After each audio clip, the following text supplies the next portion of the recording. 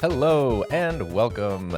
My name is Tom, and this is the Enthusiasm Project, episode number 18. And today I've got a whole bunch of half thoughts that I want to go over. And basically, what I mean by half thoughts is that they're thoughts I sort of half had, which is if you listened to last week's kind of rambling episode, which was basically just updates about things that are going on. One of the things that I kind of talked about was that since it is summer break, I wanted to spend some time really beefing up my YouTube channel. And I thought that instead of me just doing that in silence, that maybe sharing some of that process might be interesting or helpful, especially if you have a channel or you want to start one, or you're just kind of curious about how people do their channels. And I'm sure everyone's recipe is different.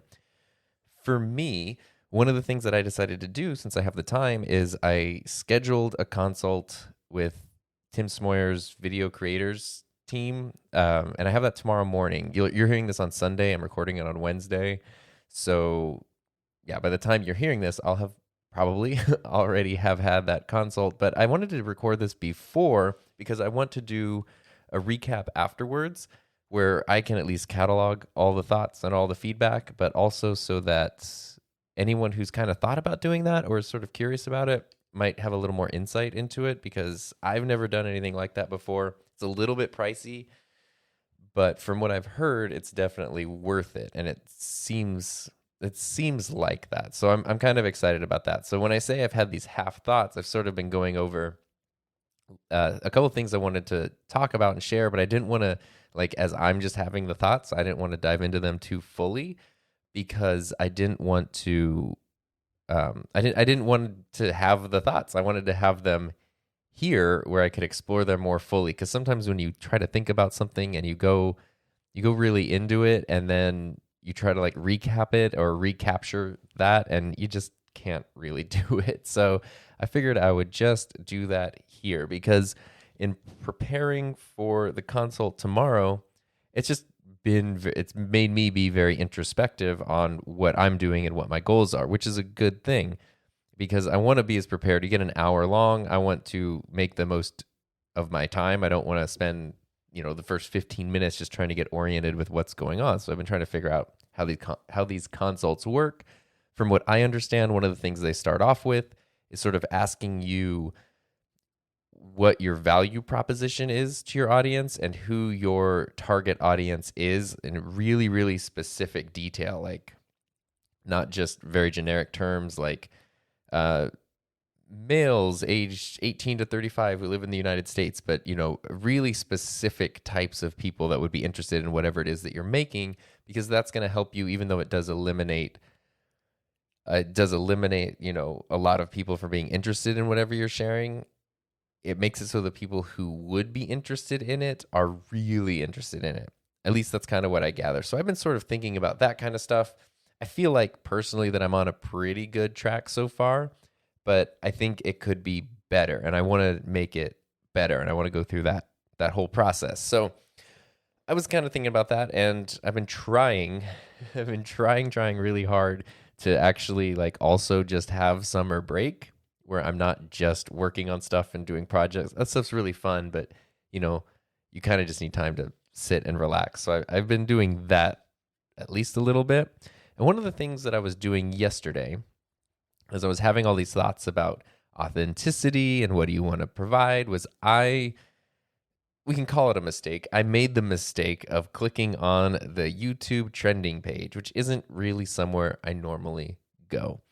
And I know lots of people have brought up issues with the trending page. Like, what does it even mean for something to be trending? Is it like, views don't really seem to account for it. Everything on the trending page has lots of views, but it's not like the number one thing is the most viewed thing. It's sort of, I'm guessing there's, I don't know. I don't really know what goes into it. I've heard rumors that the trending page is based on an algorithm, but I've heard others that it's based on like staff picks, essentially, like whatever YouTube thinks should be promoted. And an issue that I have as someone who creates on that platform is that the trending page, the rare times that I look at it, it just sort of seems like corporations. Like it's just a bunch of late night clips and music videos, and like it's not it's not a lot of just people making their own thing. But that's kind of an age-old thing. So what I wanted to do was I wanted to go through the trending page today with you on this podcast and kind of describe what I'm seeing. And I think that's going to help dive into like some of these feelings I've been having. So one of the core values that I have, as if you're listening to this, you probably know it, is the idea of authenticity and being genuine. I think that is really just important. It doesn't really matter if you're trying to teach people something or entertain them or whatever. There's like a genuineness of what you're doing. If you think of like those stereotypical things where there's, a Hollywood actor or actress or whatever, and they seem super nice, and then someone runs into them at a restaurant or whatever, and they're totally rude and mean and awful, like that kind of thing. A children's TV star that ends up hating kids, like basically, I don't want to call it fakeness, but a facade. I don't like that, and I think YouTube is so valuable at removing that and letting people express, share, do whatever they want. So I don't know that the trending page does that very well. So I'm going to click on it right now. I haven't looked at any of these before. So here we go. And this is today, what is today, June 19th? Okay, so the number one video on trending right now is a James Charles video. The number two video is Simone Gertz. She turned her Tesla into a pickup truck, which is really cool. The number three is a video from Game Theorists, which I honestly don't even understand. It's a bunch of initials. FNAF was right. Bodysuit works. I honestly don't even know what that is. But the first video, the James Charles one, has 4.1 million views. The Simone Gertz one has 2.3 million. The Game Theorist one has 1.6 million. So it's clearly there's just a lot of views. Then there's a documentary trailer for, I think, a hip hop artist that passed away. I'm not sure. Triple X 10 I don't know. There's a thing that there's Taylor Swift's "You Need to Calm Down" video with 34 million views. There's Dope or Nope, Team Edge. There's just a whole bunch of, let's see. And then there's The Daily Show. There's Dude Perfect. It's like a lot of the big, there's really not any independent creators that I can see at all. Then it's a bunch of, there's literally from like the Fortnite channel, from Fox Soccer, from Clash of Clans, from, that's kind of a cool one, How Air Traffic Control Works, from Wendover Productions, which is a channel actually. No, there's the Try Guys, Binging with Babish, Gus Johnson, very well deserved. Okay, so here's why I kind of wanted to look through that, which is almost everything I see on the trending page is either just super duper polished corporate stuff or extremely sensationalized things. So, just looking at the thumbnail for the James Charles thing, it's a close-up of like his face with a bunch of makeup, and the makeup is very well, like, it's well done, but it's also overdone. But I think that's what that whole it doesn't really look like a human. I'm just going to say that. The Simone Gertz one, I kind of appreciate that more. It literally just says Truckla. It has a picture of her Tesla truck. She's super genuine. I feel like that kind of works. Then you've got a lot of exaggerated facial expressions. So just in the top 15 or 20, I mean, 1, 2, 3, 4. Half of the videos at least have someone that looks like a character off a cartoon cereal box with like their mouth wide open and just like, oh my gosh, what? This is crazy. The titles have lots of exclamation points. Some titles are all caps. Words are all caps. There's question marks everywhere. There's a lot of just sort of stuff smashed into, like if we go up to Simone Gertz, who obviously, like, I'm seriously biased. Her thumbnail is a picture of the car or the truck, and it has one word on it that says Truckla, and that's it. Some of these other ones, there's like so much photoshopping going on, not just in people, but I mean like in all these different elements coming in. You've got words, you've got faces, you've got backgrounds, you've got explosions, you've got arrows. You've got sunbursts, which is all just to get somebody's attention and make them click on it, which is, it totally makes sense. The thumbnail is like the most important thing for your video to get someone to click on it. These are all on trending. So clearly these techniques work when you do something that's just crazy sensational, or like, the other things are people that don't seem to have a lot of clothes on get a lot of clicks. So, that's a thing too. But there's not a lot of like average everyday person stuff on here, which, that's clearly what people want then. If this is on trending, I guess, is things that they couldn't do in their average life. But for a platform that excels at letting anybody share their story, to me, I find it kind of a bummer. And I don't know what goes on the trending page, but if I look at it as a glimpse into what people view YouTube as a whole, it's kind of bums me out a little bit, because it doesn't feel genuine to me. And it's almost like this distorted reality that exists where, if you remember when Steve Jobs was alive and would unveil Apple products, people said Steve Jobs had the reality distortion field, where, he could show you something that had a clear flaw, but the way he would present it would just make you think that, no, it's perfect, or it's supposed to be like that, or I want it to have that flaw. This isn't that kind of reality distortion field, but it's a distorted reality in the way that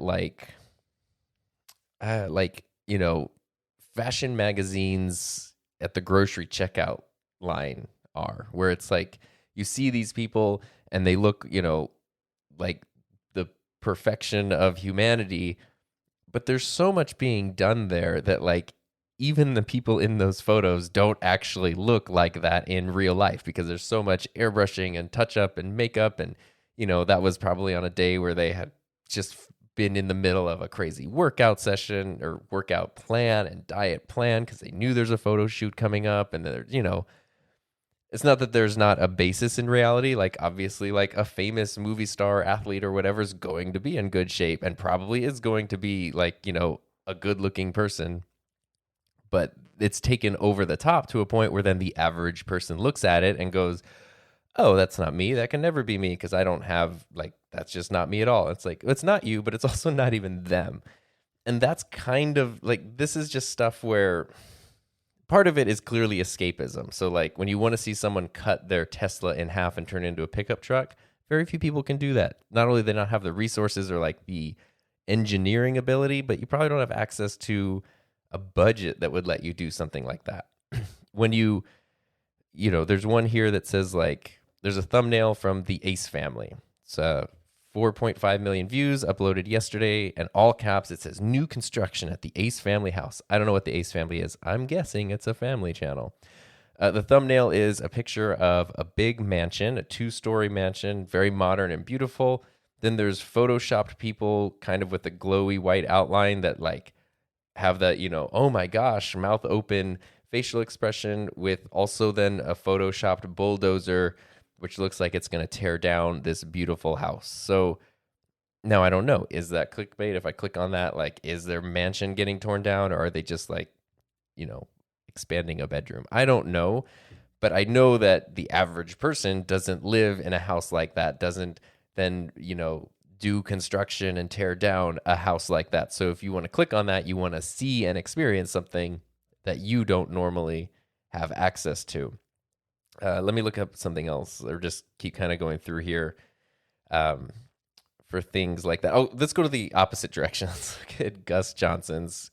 He's like number 30 on trending right now. He had a video called My Pool, which is just like his Midwestern dad character who tries to explain why he likes his pool and ends up basically drowning in it. It's just like a small 4-minute comedy sketch. The thumbnail is just, there's no text, there's no photoshopping. It's just a screenshot from the video of him like kind of half drowned in the pool. It's not super appealing, but it fits his brand perfectly. And that works because I don't know Gus Johnson, but knowing him as a personality and the way that, anyone who watches his channel could, it seems like this is the same thing he would have done if he had 8 subscribers or if he's on the YouTube trending page. That feels a little bit more genuine and authentic. You go up to something like Binging with Babish. He's up here doing Huevos Rancheros from Breaking Bad. Cool. Okay. He's been doing the same basic, even when he kind of expanded and his channel blew up and a whole team was brought in. He's basically been doing the same ideas, food from TV shows and movies. And that's what this is. And of course, Breaking Bad's super popular. So it makes sense that people would want to see that and click on it. So it's not that everything on the trending page is bad. It's just so much. Like, here's one, Nikki and Gabby, 2.7 million views. I have no idea what this channel is, but it's swapping boyfriends on vacation. Of course, now there's a very, like, I don't know what the word would be. They don't have a lot of clothes on in the thumbnail, and it says, like, boyfriend swap, and everybody looks shocked. Wow. Like, I don't know. That's,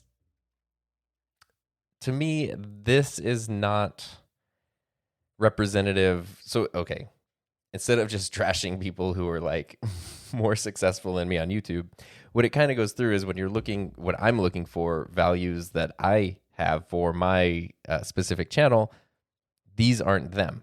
This sensationalism, most of this sensationalism, the like over the topness, the clickbaitiness, the, I don't even understand what's happening in half of these videos. Cool. So it's not that those are bad, those are fine. It's just one of those things where that's what I don't want to do and become. And it gets kind of tricky when you're sort of looking at what you do want to do, because this was kind of a half thought that I had that sort of leads into this, which is I think that there are a lot of people on here. So, okay, just since she's number 2 and I'm familiar with her channel, Simone Gertz, her truckla thing. Even though she's hosting the video, even though it's her journey, even though it's her idea, there's clearly an entire team, and she doesn't hide that. There's people who help her film the videos, edit the videos. Obviously, in a case like this where you're chopping and modifying a car, there's just a whole team of people to make this giant thing happen that took a really, really long time. Cool. That's fine. We're watching the video or watching a team project. I think there's lots of people, and I know that there's even many that I am subscribed to and channels that I watch where they have that whole team helping them put things together, but they don't acknowledge the team. And that is really frustrating to me, because when you're in the position of trying to start a channel or build something or figure out what direction you want to go, that's tricky, because it goes back to the supermarket tabloid thing where, like, you're watching a video that somebody made and you're like, wow, this person filmed this thing and then they edited it on their computer and then they uploaded it. And it's amazing. Like, why can't I make anything that amazing? And it's not that you couldn't, but it's also like that person can't make anything that amazing. They might be super talented at filming and editing and upload, whatever, but to do that with the consistency and the volume that they do, they oftentimes have at least one other person, if not a whole team, if not, somebody from YouTube reaching out to them, if not brand people. Like, there's a whole back end, business behind a lot of these channels that come off as sort of like, oh, shucks, I'm just uploading videos without any real thought put into it. And that is really frustrating, because it's the same sort of thing of people aspire to something that doesn't exist in the way that they think that it exists. And I think personally that can be kind of, so to take it back then away from just criticizing, because we could just it's easy to criticize stuff, because even like if I were to go through the trending page and find the video that I think is the worst, which they're not all bad, there's some like good videos on here, but if I found the one that I think is the worst, still a lot of time, energy, and effort went into it, even if it's not something that I particularly like. But my point in doing that is the trending page is a lot of like the stereotype of when people who aren't super familiar with YouTube or what people make on YouTube think of it, and you go there, it's just kind of that. Everything is exaggerated. Everything is sensationalized. Everything is over the top. And I don't know how representative that is of the platform as a whole. I don't think it's bad. There's going to be some of that, and there's clearly a massive market for it. But I think that there's a lot of people, if I go through, for example, my own subscription feed, things are different. Like, the first thing that pops up, because the most recent video that's been uploaded, or at least that I've gotten a notification for, is from Thomas Heaton, who's a landscape photographer. and he has a video about minimal landscape photography that just has a very clean image of a camera in front of a landscape taking a picture with the word minimal written on it. There's another one from Maddie Hopoya, who's started daily vlogging, and it's just a picture of him holding a drone. It says, "I'm giving away my drones." And the video talks about new drone laws in Canada that make it really hard to fly drones. There's a lot more, there's just a lot more humanity here. So, and kind of going through those, Thomas Heaton, the number one or the most recent video in my subscription feed, he films and edits all his own things, does his own things. Maddie Hopoya has an editor, but is super clear on, like, I film, he edits, we edit, like there's help being done there. Let me go down my subscription feed some more. There's a few places like The Verge, or Draw with Jazza or the Dodo that I'm subscribed to, or the Try Guys even, where it's clear that there's more of a team going on there. And so they're creating something that probably just the average person by themselves won't be able to put together. But the individuals here, there's like a Potato Jet video, there's Ian Corzine, there's let's see, who else? Let me just kind of go back into the same people. They're people that make film, edit their own videos. And I don't know how serious they are about, coming up with ideas. I don't know how much of a business it is, but it seems to be a lot more authentic. But that's just my view too. That's what I see through my subscription feed, which is not the same thing as what other people see. So the point is, if you're trying to develop, or if I'm trying to develop a strategy for my channel, you can't just look at everything and try to like incorporate everything that's working. You really need to think about what works for you. So for me, regardless of what I want to do, I want to make videos that are interesting and teach people something, because that's what I'm good at doing. But I also want them to be at least enjoyable, if not somewhat entertaining. So, here's a video about a piece of gear or a digital media technique. You're going to leave that video knowing about something, knowing how to do something that you didn't know when you started it. And the video is going to be well made. And along the way, you'll maybe you like chuckled a couple times, or at least it was entertaining enough that you didn't click away to watch something else. That's kind of the basic goal. So to think of like who that person's going to be, it's probably not going to be most 12-year-olds.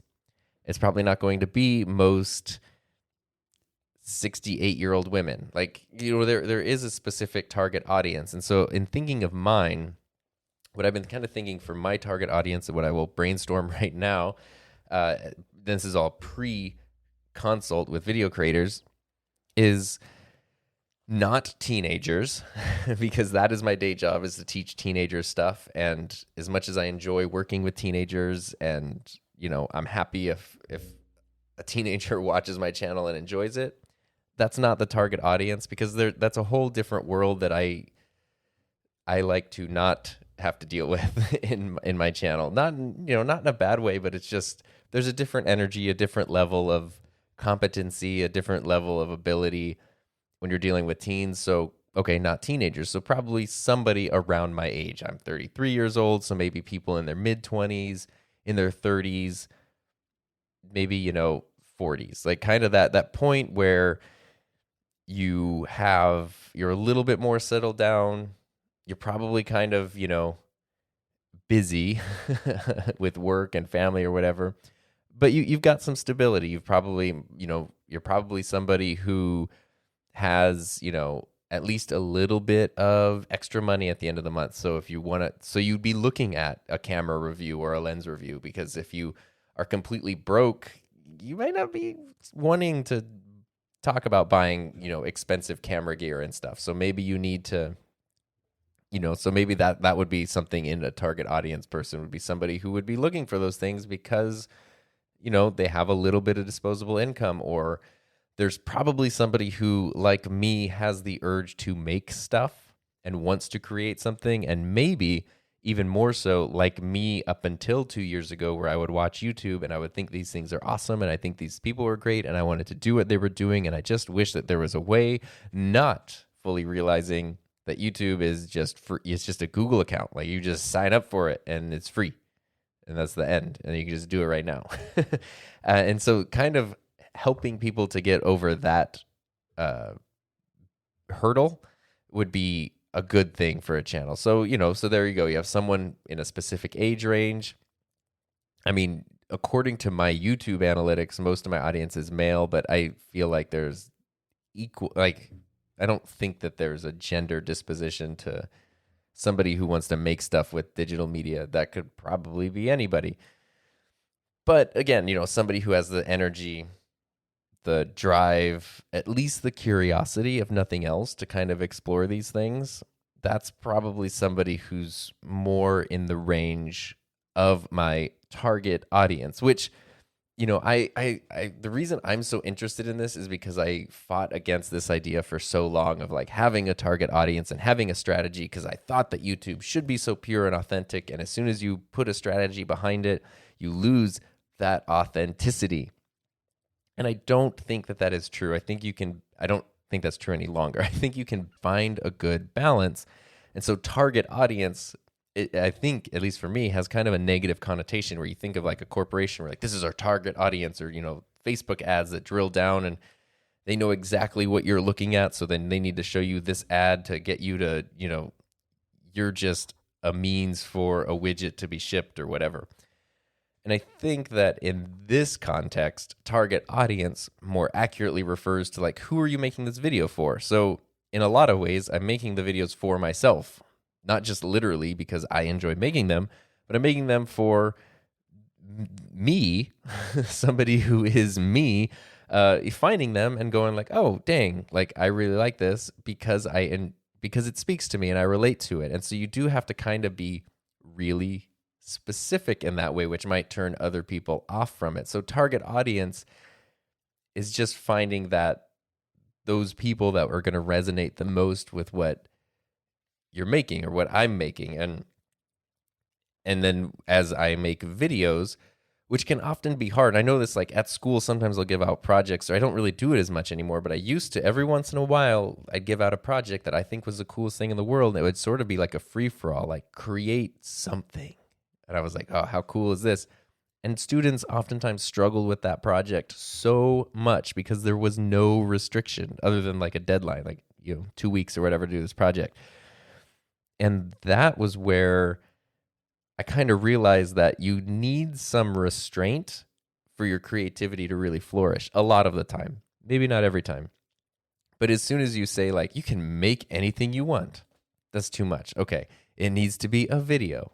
Okay, a little more specific. It needs to be a minute long. Okay, now we're getting there. It needs to include a visual effect of some kind. As soon as you start kind of narrowing down, like I'm talking about the assignment, but narrowing down these things, then it was easier for creativity. You kind of need to give walls for ideas to bounce off of. Otherwise, it's really hard for anything to happen.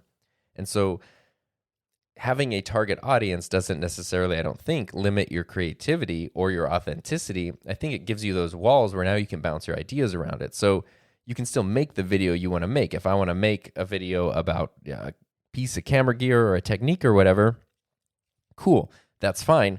How do I take this information or this topic and filter it so that this person who is in my target audience will connect to it and will relate to it? I'm still figuring out how to do that, but that at least sort of gives some structure and some constraint where otherwise it could just be a free-for-all forever. And that is one of the most helpful things in terms of having a target audience. And it's also tough because one of the reasons that I like exploring this on this podcast is because it's kind of like, this is basically saving gallons of water, because otherwise these are the conversations that I'd be having with myself, like in the shower, where you just sort of process things, in those situations.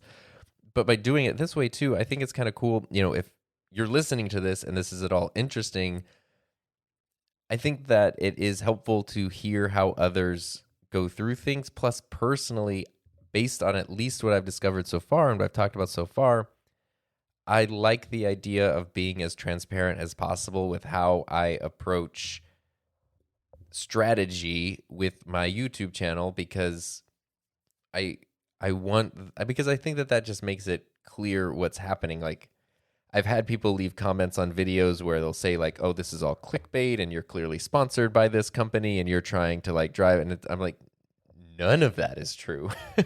And that person, that random person that found the video, has no way of knowing that, I guess, if they didn't, actually read or listen or pay attention.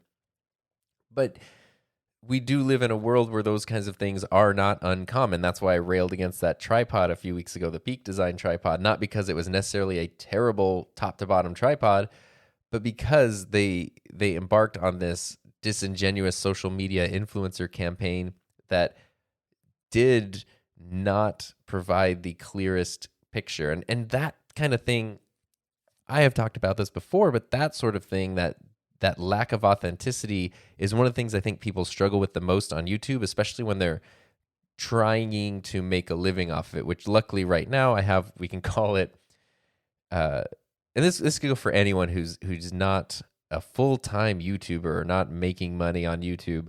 We'll call it a luxury, in that we don't have to worry about it. So you hear those things like adpocalypse and the demonetization or whatever, you're like, it doesn't really matter because that's not where I make my money.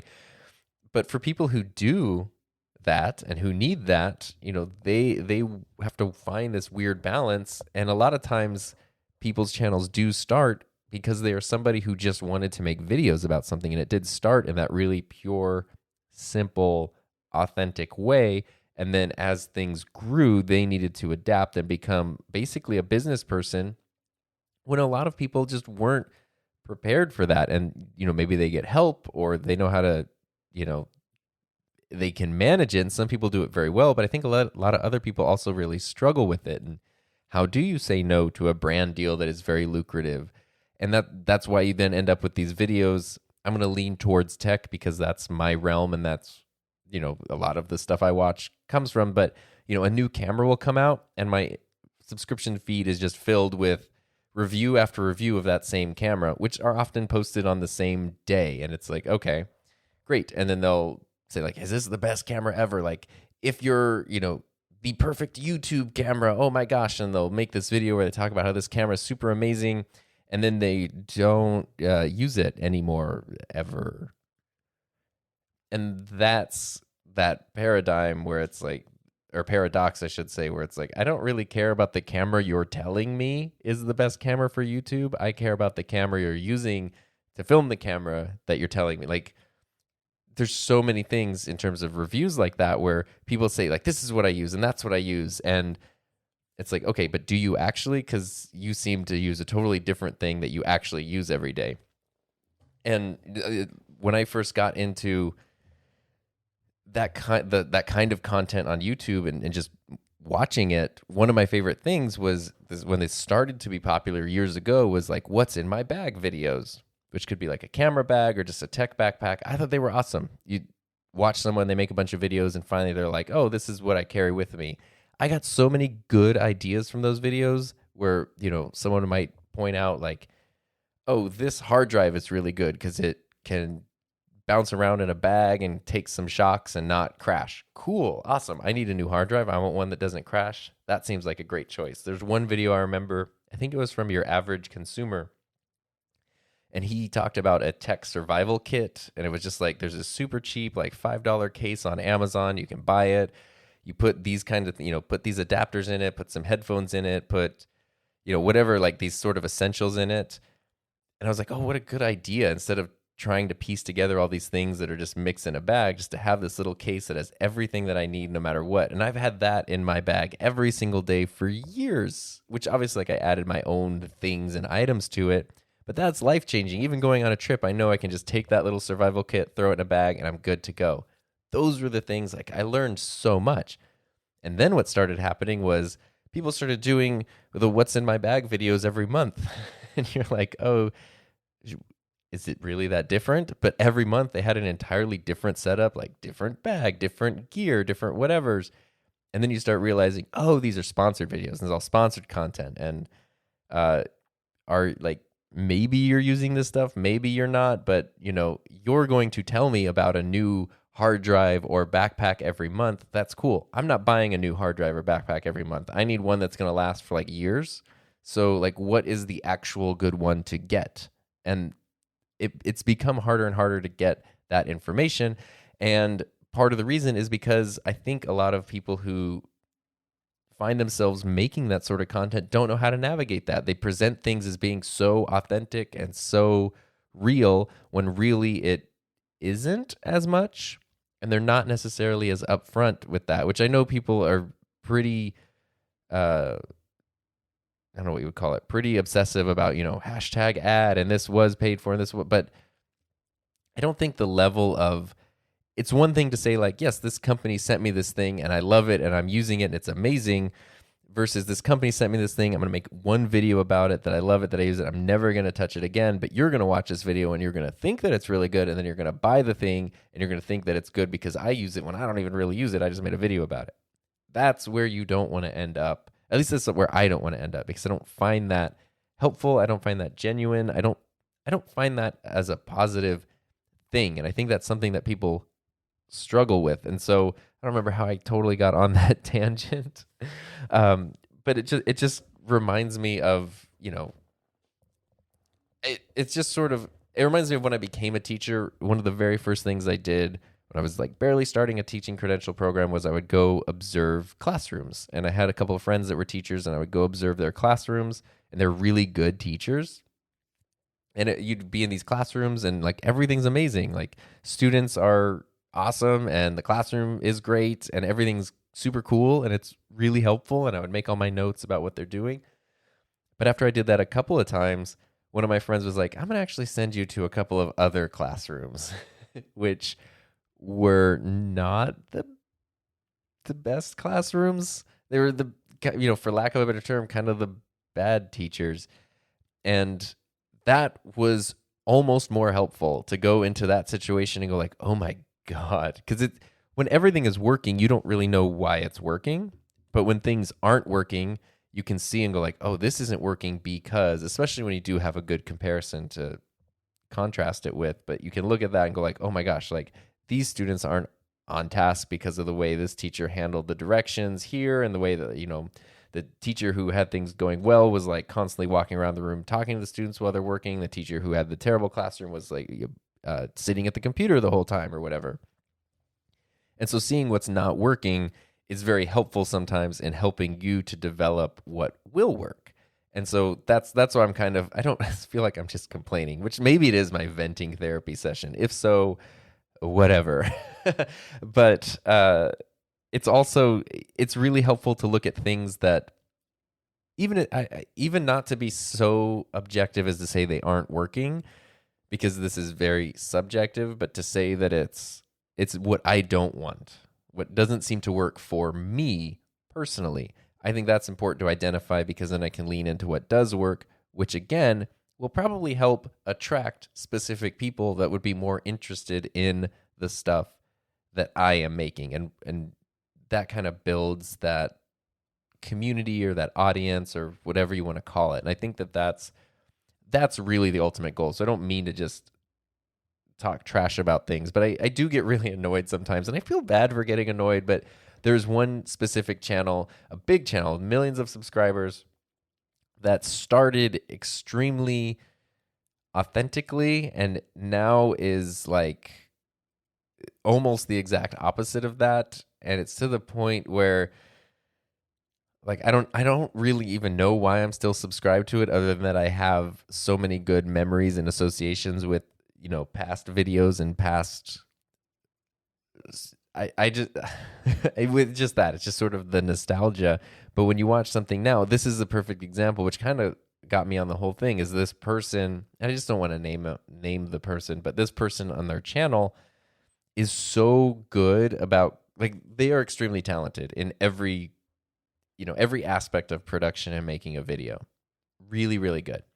And they're really good at presenting videos that have a, like, what I kind of call an aw shucks appeal, where it really kind of does feel like, I just made a video for fun and you guys like it and it's cool. But there's clearly so much strategy being put into it, which is fine. There's nothing wrong with that, except that it's entirely unacknowledged, which then makes it seem like you can do these things without having a plan, which I think is detrimental to people who want to try to do those things when they think you don't need to have this strategy. You don't need to have a plan. And this person is also somebody who is one of those people that I mentioned that has, I don't know what the level of team is, but a team of what seems to be at least, a small handful of people, if not more, kind of helping to manage and put everything together, but just never fully acknowledges it. It's kind of one of those things you just sort of pick up on if you kind of know what to look for and you've been watching enough videos, but it's never fully acknowledged. Like I was talking about Matty Hapoya and his editor earlier because he was on my subscription thing. There's the person who owns the channel, Matty, and then there's his editor, and he's super clear that there's an editor. And so some of the stuff you're watching was probably edited by Matty and others was edited by his editor. And it's fine. PewDiePie does that. He records videos every day. He's clearly the one making the content. He's the one pressing record, setting up the camera, but then somebody else edits the video, uploads the video, does all that. And that's fine. Like there's nothing wrong with that, but it's acknowledged so that somebody doesn't look at PewDiePie and go like, oh my God, he's made a video a day every day for like 1,000 years or whatever. I should be able to do that too. And then they can't do it past day 6 and they're like, why can't I do this? Like, well, because there's somebody else taking over like half the work and that's why. So it's not that it would be impossible, but you're not setting yourself up on a level playing field for what you're trying to accomplish. In addition to like, obviously if you're just starting out, you don't have the experience or necessarily the skill set that the other people do, but it really, the one channel that I was talking about, it does drive me crazy because I feel that it is so detrimental because it's a highly influential channel that I see. I mean, it has influenced me and my channel. And, I see the influence on countless other channels as well. And knowing that you're creating something that other people want to do their own version of, but you're not being honest with how you're putting it together and how you've come about it is harmful and is not a good thing. And this specific person I've listened to in different interviews and podcasts and things. And, when you hear someone tell the same story a couple of times, because sometimes when people are on different podcasts, they might tell the same basic story, but there's sort of these key details that's kind of like flip and jump around. And you're like, that's not just a mistake. That seems like an omission of truth or at least a bending of the truth. And this has happened enough where now it's like, okay, you're not being honest with your audience. And therefore my respect level is dropping drastically, which they don't care, but that's what again, going back to what I would want to avoid. Imagine down the line, if there were a thing where I was making so many videos and oh my gosh, I really do need help and needed to hire help, this is not even a goal. It's not anything I would want because I enjoy the process of making videos, but I would want to be super clear with that. So just like right now, if you look at my channel right now, there's clearly like a genre, like there's a vague niche there. There's, tech and digital media, but there's also some 3D printing. And sometimes there's just other stuff like, we made a video about how to install a wood plank wall, and I made a video about going to the Lights Festival with Heather, and all trips here and there that are almost like more vlogs than whatever. And so if those are kind of all over the place, which is totally fine, but if those things get drilled down into a more specific niche, I don't want to pretend that was on accident. It wasn't like, oh my gosh, I accidentally made videos that like complement each other really well. No, that's something that was thought about. Doesn't mean I made videos I don't want to make. That's why I don't do a lot of 3D printing videos. Those videos do really, really well. And I know that if I just switched to 3D printing channel and every video was 3D printing, my channel would grow 10 times as what it does right now. But I don't want to make just 3D printing videos because I like 3D printing. I'm super interested in it. I love making videos about it. But if that's all I made videos about, I would very quickly not want to make videos anymore. And so finding that sustainability is also kind of key. So I feel bad because I feel like this was maybe too negative, and I didn't mean for it to be negative, but it's more like what I said. Rather than criticizing others, which of course this is all just my own opinion anyway, which is worth exactly what you paid for it. But rather than criticizing others, just finding out what I don't like to help me discover more of what I do like before I go into this consultation tomorrow morning. So that's just basically it. And if you're going into not even a consultation, but if you're starting a channel, it's probably a worthwhile exercise to do. And there's a lot of communities online, Facebook and Reddit and Discord servers and all kinds of stuff where you can get your work critiqued. And I've done that. I've been part of those communities, and it is really, really helpful. It's super scary, and it's not really what you want to do, but to have outside perspectives on your work and giving you feedback is very beneficial. The only danger is that sometimes you don't necessarily know who's giving you the feedback. And so I think that was the benefit for me in going towards a professional consultation company, was that I feel like they have a track record of success. They know how to look at things and look at a larger data set that's going to give me more accurate information from an objective professional third party, which is why I wanted to do that. So I'm excited to do that. I'm going to take a whole bunch of notes about it.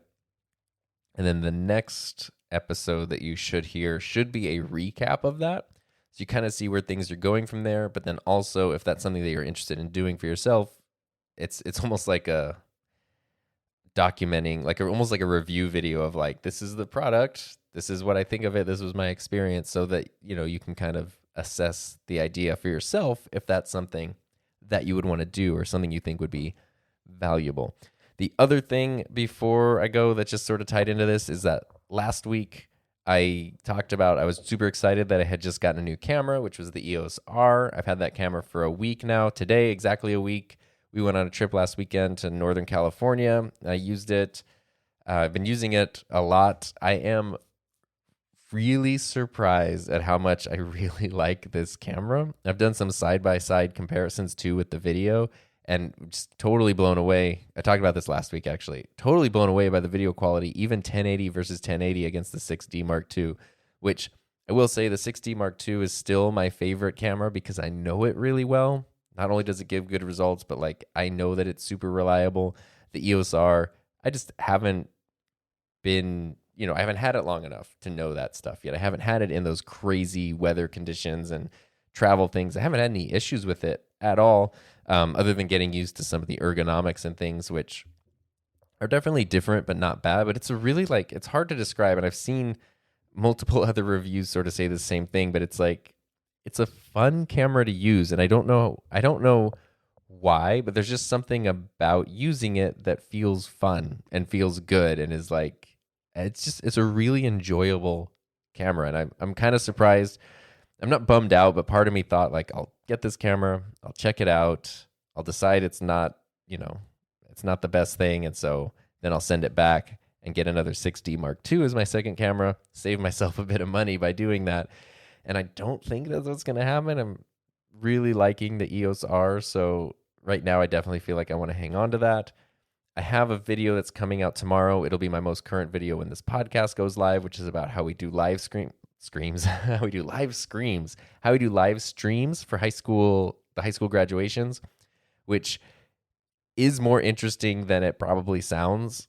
So I'm really excited about that. And if you've been listening, you know about the strategy where I'm working to have 4 videos, 4 weeks scheduled in advance. But right now I'm not making any videos until after the consultation. So I want to go in a direction so that the video that comes out tomorrow is my last one that I have scheduled.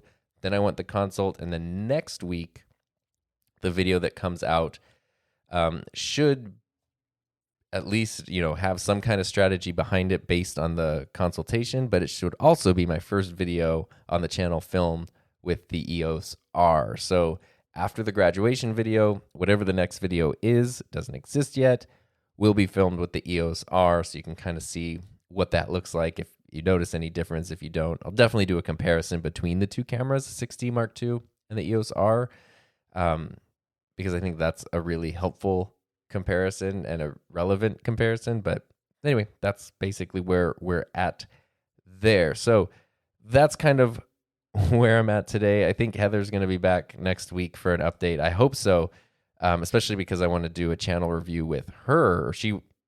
More accurately, she offered to help review my channel and critique it, and I want to have her look at my channel after I have video creators look at it, and then sort of take the combination of both those sets of feedback and come up with sort of a plan, or see what's working, what's not working, etc. She's just feeling under the weather right now, so that's why I'm flying solo today. But thanks so much for listening. If you want to reach out, again, I always encourage it. I'm at SoDarnTom on all the things. I even started a new email address, so it's just tom@enthusiasmproject.com. If you want to send me an email, I totally welcome it. Otherwise, be another podcast next Sunday. Thanks so much for listening. Bye.